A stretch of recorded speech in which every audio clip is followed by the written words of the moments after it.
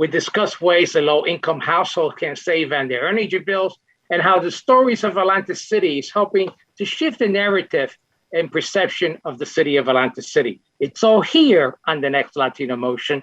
Join us. Choose to get lost in the woods to gain experience in forest management. Choose to travel through time to understand the past. Choose to soar to pursue a career in dance. Stockton University offers 50 high-quality academic programs, small class sizes, and affordable tuition. Choose to match your interests and talents at one of New Jersey's nationally ranked universities. Latino Motion with Bert Lopez is presented by Latino Motion Public Affairs Media, a New Jersey nonprofit corporation, and Stockton University. This edition of Latino Motion with Bert Lopez is brought to you by the HD Studios at the campus of Stockton University. Funding for Latino Motion is provided by Atlanticare, offering primary, specialty, and urgent care, plus surgery and more. Atlantic City Electric, energy for a changing world. And South Jersey Gas. Welcome to Latino Motion, a weekly interview show highlighting issues impacting New Jersey's Latino community while advancing understanding of Latino cultural heritage and contributions to our society. And here is your host, Bert Lopez. Buenos dias and welcome to Latino Motion. With winter right around the corner, many of us are thinking about how to save our energy bills. And for many low-income families, that may be a big struggle. There's help with Comfort Partners. It's a statewide program, and we have our guest, Julia Carson. She is the outreach coordinator for GreenLife Energy Solutions. Julia, welcome to Latino Motion. Thank you, Bert. Nice to be here. I know your agency is one of only 6 agencies that provides and supports this Comfort Partner program. Tell me a little bit about that. Sure. Well, the New Jersey Comfort Partners Program is a statewide program. It's a conservation program funded by all the utility companies in New Jersey, goes by the Clean Energy Programs and the New Jersey Board of Public Utilities. Now, what's the objective of the program? What kind of services does it provide? Basically, we want customers to get home health and safety and comfortable for being next winter or also for the summer in all the stations, So it's a low-income program that will help to save energy in their consumption and the bills. Now, is there a cost to the program? It doesn't cost anything as long as they qualify by income. So just so I understand, the Energy Comfort Program, they do an evaluation and an audit of your energy use for your particular home, or even if you're a renter as well. Is that correct? That's right. Yes. As I said, they qualify by income. They can get a full assessment to the house, included a full performance of what they are, the issues that the house can have in regards health and safety and others, insulation. So essentially, once you do the audit, right, and we know what the issues may be with a leaky window or some other issues that you have with your heating system. Who pays for that? Is there help for the repairs associated with the findings of the audit? So as I said in the initial, it's a program that is totally funded by the utility companies. So their own companies will provide these fundings for us to do the work. So the work is free, and it's not only finding out what the problem is, but also fixing the problem, which is the big deal, right? Right. Particularly if you have low-income families. Tell me a little bit about who qualifies for the program. All low-income families, we count on the total household income that has to go at or below the 250% of the poverty guidelines. They also have to be homeowners or renters. They also have to be have gas as their primary heating system and electric as well. So what's the first step? How do you go about qualifying, not qualifying, but applying, I should say, for the service? You can call directly to our phone number, or you can go to our website, which is greenlifeisgood.com, and there is a link you can apply for. Now, we know that Latinos and other minorities that may be low income can qualify. Do you also provide bilingual service? In other words, can you speak to someone in Spanish if you call for the service? Absolutely, yes. Myself, I do speak Spanish and English. Be happy to help all the customers in Spanish. And let me ask you, when you come out to do the energy audit and making sure to identify what the issues are within the home, it's literally wasting money at the door, right? In some cases, because there's no insulation or it's properly sealed windows, etc. How do you go about measuring that? Is that an intrusive process? Well, you have to be out of the home, for example? No, you can be at the home. I mean, it's not a problem. The customer has to be actually at the home, because the auditor, we check over the phone the eligibility, and the auditor being on site at the house is the one who will check the eligibility with the income documentation. The customer has to prove the income by the documents. Is there a limit in terms of how much Comfort Partners will pay for a home to be brought up to speed with the findings? Well, after the auditor perform the assessment and redact his report, everything goes up to approval. There's no actual limit, but the utilities will determine which measures can be provided to the house. And it's also, we count on how much consumption the customer has during the year. Mm-hmm. Now, you did say that renters qualify. So even though you don't own the home, in many cases, the renter is still paying the utility bills. They could be a lot higher than they would be if there was proper insulation, the windows will seal, etc. So those individuals could also qualify even though they're only renters. Yes, there's just a couple things that the program doesn't cover for renters, but they can have a full assessment as well. We can check all the health and safety issues and everything. They can qualify. The only additional requirement for them to apply is to have the landlord's permission. So Julia, tell me how individuals could get in touch. Let's, if you don't mind giving us the number to call and the website that they could get more information about the program. Sure, they can go over the NewJerseyCleanEnergy.com website for an online application, or they can visit also our website, which is greenlifeisgood.com/weatherization application, or call to our numbers 609-407-6900 or 877-796-8728. Julia, thank you so much for sharing this information. Very helpful information, and the potential for a lot of money savings, particularly for those individuals that may be low income and spending perhaps way too much money on their energy bill. Very helpful. Thank you so much. And please stay tuned. We'll be right back with more Latino Motion. Latino Motion with Bert Lopez is presented by Latino Motion Public Affairs Media, a New Jersey nonprofit corporation.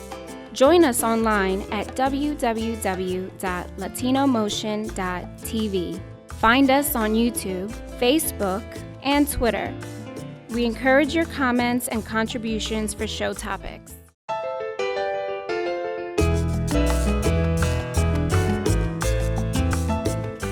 Welcome back to Latino Motion. I'm happy to have Christina Noble. She is with the Stories of Atlantic City, which is a program that's really helping to shift the narrative and perception of the city of Atlantic City. Christina, welcome to Latino Motion. Hi, thank you for having me, Bert. I know that you've been at this a little while with the Stories of Atlantic City. Tell me about the scope of the work you try to do in terms of what the objective of the program is. Right. So first and foremost, Stories of Atlantic City is a collaborative journalism project. We focus on telling AC's untold stories. We're supported by Stockton University, and we have funding from the Geraldine R. Dodge Foundation and the New Jersey Local News Lab Fund. So our main goal, as you mentioned, is to shift the narrative of what's often portrayed of Atlantic City. Many times, Atlantic City gets a bad rep. I'm sure you've all seen articles or news stories that talk about Atlantic City in a negative light. And that's what we're getting a majority of the time. But our real goal is just to shift that narrative and to be the balancing act for that. We know that Atlantic City has a lot of wonderful things going on. It has a lot of great people, a lot of talented youth. And many times that's overshadowed by the challenges that it has, which is across the board. All city has its challenges, but we know not all news is shown equitably. So we aim to... Not to interrupt you, but I guess what gets the headlines are really the bad news, right?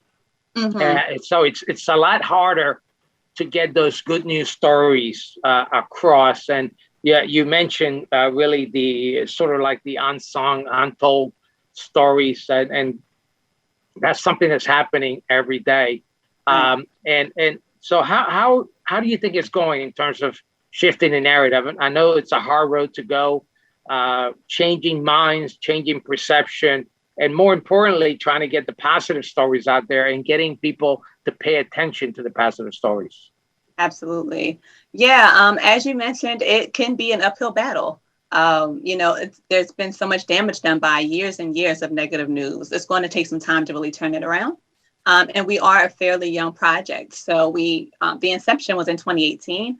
And it's just now recently between 2020, 2021 that we've evolved into this bigger project. So it's taking time. There's a lot of other elements that go into it. We are a newer organization, so it takes time to build trust in these communities. We know a lot of these communities, similar to Atlantic City's community, there is a mistrust and a distrust in the media because of the harm that it's done and the way it's been reflected, that it's reflected these cities in the news. So that is part of the uphill battle, but we are rapidly evolving. We are pushing out stories, and we're doing that in multiple ways. We work with students since we are partnered with Stockton to produce stories. And a lot of the students at Stockton are not from the area. So some of them. Mm-hmm. I'm sorry to interrupt you, but sure. You're mentioning all these other stakeholders like the students and when we think about the fabric of Atlantic City, it's a very diverse community. You mentioned, collaborating basically with different groups, including students and Stockton. But how are you doing that? How are you able to bring, all aspects of the community together into this scope of the project? Right. So we have three main focus areas for our project. One is that education resource. As I mentioned, we work a lot with students. We have an internship program as well as a course that we are just beginning to host this fall. And we teach them how to produce stories. So we are producing them to be the next producers of this content and to really, we're charging them to critically think about what they see in the media as well. We want them to be part of the solution. So we give them opportunities to do so. We also focus on hyperlocal multimedia content collaboration. So a lot of times when you see these terrible articles, the people who are writing them are not even from the community, let alone the state. They're parachuting in, they're writing these stories, and then they're leaving, and they're not having to deal with the ramifications of their work. So we really partner with people in and around the community that know the community best to produce these stories. And you don't have to be a journalist to do so. You don't have to have gone to journalism school. So we work a lot with community members to produce these stories of resilience and hope. Resilient and hope, and certainly after Sandy, and COVID and the takeover, if you will, of Valente City by the state of New Jersey, there's a lot of negative impacts and effects that have taken place. But through it all, there has been those positive stories of resiliency. It's not an easy story to tell. And folks aren't necessarily willing to raise their hand and say, write about what I did. A lot of this is happening in the background and people don't notice. What are you doing to teach those journalism students, those story writers, about how to be able to really dive down and get the real story behind those achievements that people are doing day in and day out? Absolutely. So as I mentioned earlier, we really challenge our students to critically think about media and the ramifications that it has. And we challenge them when they see something bad that comes out in the news. We really try to get them to think a little deeper about the people, the community that's being portrayed. And we also try to give them that historical context of how the media has been harmful in the past. A lot of times at the top of our presentations, I share 2 different articles. And so one of them is from the New York Times. It was an article that came out in the midst of the pandemic. I mean, we're still in it, but closer to the onset last year in 2020.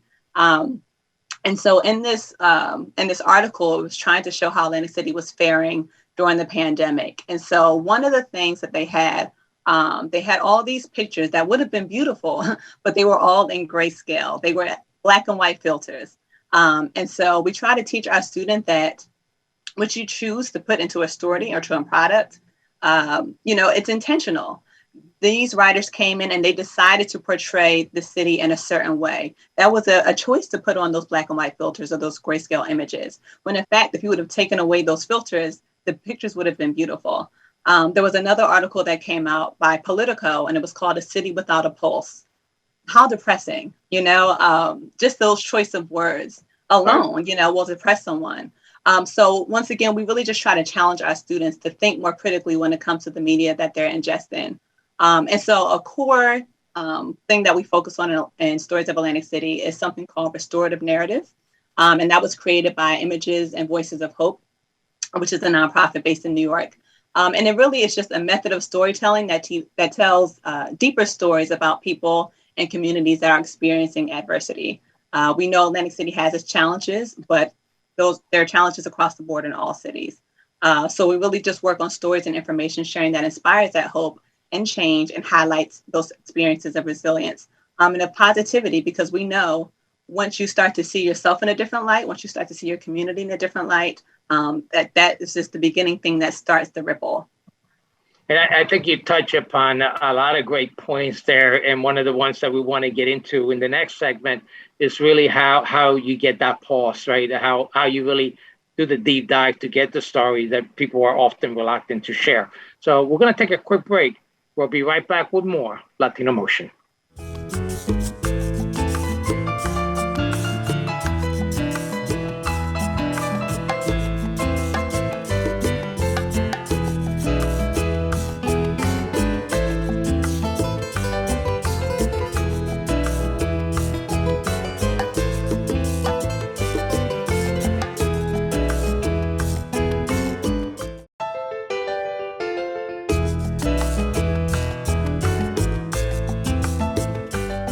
Welcome back to Latino Motion. I'm happy to once again have Christina Noble. She's with the Stories of Valente City, a program that is helping to shift the narrative and perception of the city of Valente City. And Christina, we were talking about telling positive stories. And the question I have for you is, how important is it for people within the community to be the reporters, right? And I would think that there's a level of trust when, for example, it's a Latino reaching out to a Latino family to talk about their story, or someone that's, part of their church community, et cetera. How important is that to really deep down and get the real stories? Absolutely. So I know earlier I mentioned we have 3 main focus areas. The last one is community organizing and outreach. And we are unique in that way. We don't operate as a typical news organization. However, we our journalism project, and we have a community organizer. I'm the project manager, but I also act as the community organizer. And that's something that's huge in journalism. We really needed that to build trust with the community because of the wrong that's been done in the past. So a lot of my time is dedicated to branching out into the community, getting to know these people one-on-one. So I'm not a strange face. So no one from our project is a strange face when we want to come in and get a story. And so we really encourage people to either submit stories or to be the writers or producers of these stories, because who better knows the story than the people in the community? So we work alongside very closely with people in the community. You do not have to be a journalist, but we know that people in the community have the best handle of what's happening in the community. They know what their community needs. They know all the great things going on. So we tap in and use them as a resource, really, because this project is really based on telling their stories, and we want them to be able to tell their own stories. So we really operate as a vehicle for them to do so. Perfect. And tell me about the Community Reporter Fellowship program that you have going. Yes. So exciting. So this past spring, we were awarded a grant from the New Jersey Civic Information Consortium, and it was their inaugural round of grants. And so we're using this money. We're so excited to announce that we'll be hosting our first ever Community Reporter Fellowship. It's a paid opportunity for Atlantic City community members who are looking to really create change. And actually, we will be dropping the application on our website tomorrow, September 22nd. So the main goal of this fellowship is to get our community more civically engaged. Stories of Atlantic City, we understand that accurate information sharing is critical to our democracy and to this country. So our goal is really just to fill in the gaps where traditional media isn't meeting Atlantic City's needs. So for those of you who don't know, just a little background, Atlantic City is unique in the fact that it was taken over by the state back in 2016. And just a few months ago, legislation passed, to extend that oversight for another 4 years. So we find that most people aren't really aware of what's going on behind the scenes. And that's typically where important decisions are being made. So this fellowship is really aimed towards training community members to be more civically engaged.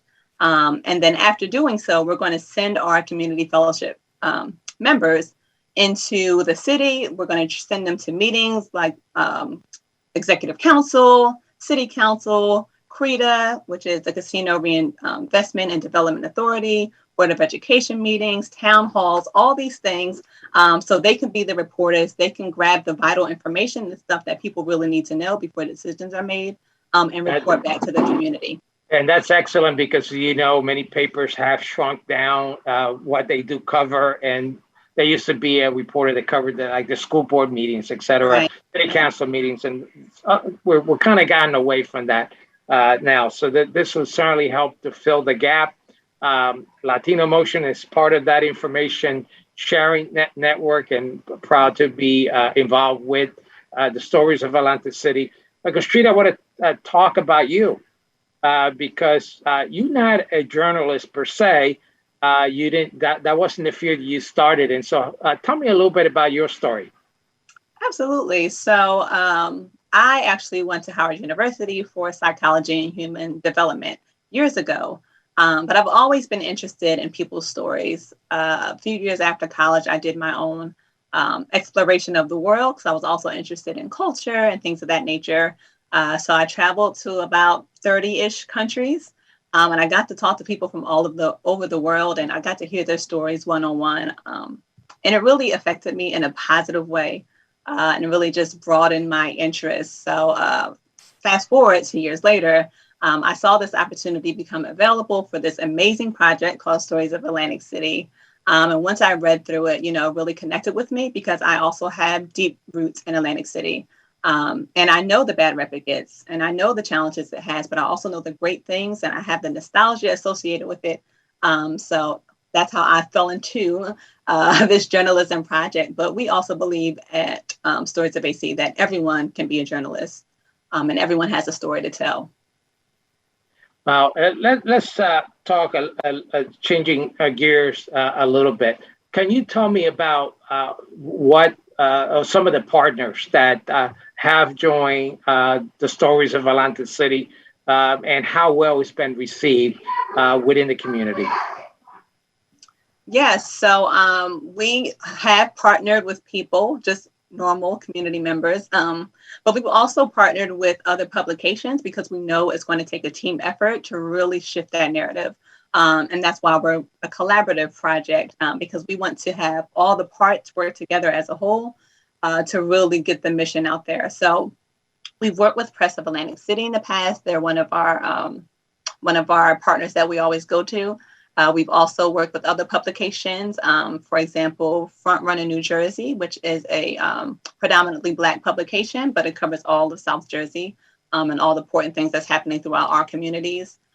We've also partnered with Breaking AC, as well as a few others. But then we've also partnered with community members like Jonathan Gonzalez, who's a videographer, Christian Correa, who's also a videographer and photographer, a few writers in the community, as well as artists. We've really partnered with people across the gamut. So Christina, I'm going to ask you an important question, and that is, what's one of your favorite stories that have come out of the stories of Atlantic City?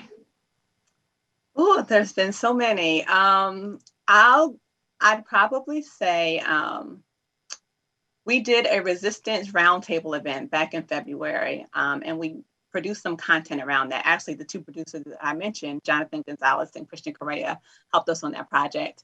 And we created these videos about two community members, Jamelia Lawrence, who is a Black queer entrepreneur, and Kaleem Shabazz, who is a councilman. And we talked about their resilience, their forms of resilience, because we know resistance looks different ways for different people.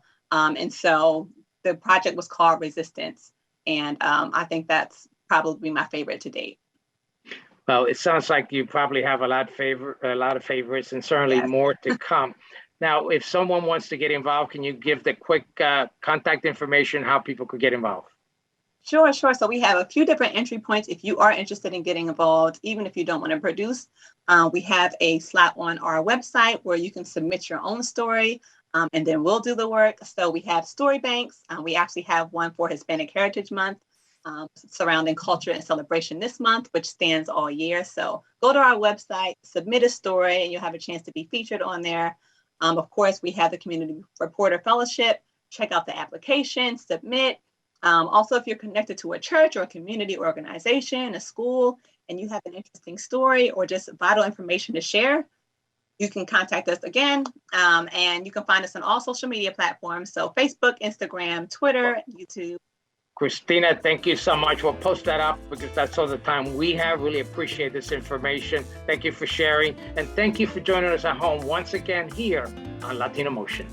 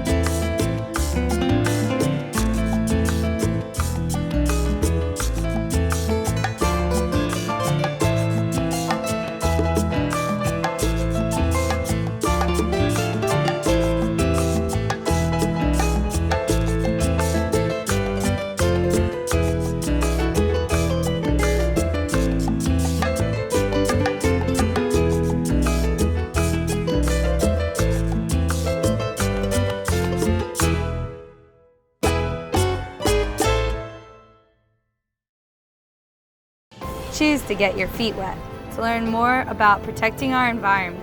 Choose to read minds, to understand the human brain. Choose to get your hands dirty, to create a masterpiece. Stockton University offers 50 high-quality academic programs, small class sizes, and affordable tuition. Choose to match your interests and talents at one of New Jersey's nationally ranked universities. Funding for Latino Motion is provided by Atlanticare, offering primary, specialty, and urgent care, plus surgery and more. Atlantic City Electric, energy for a changing world. And South Jersey Gas.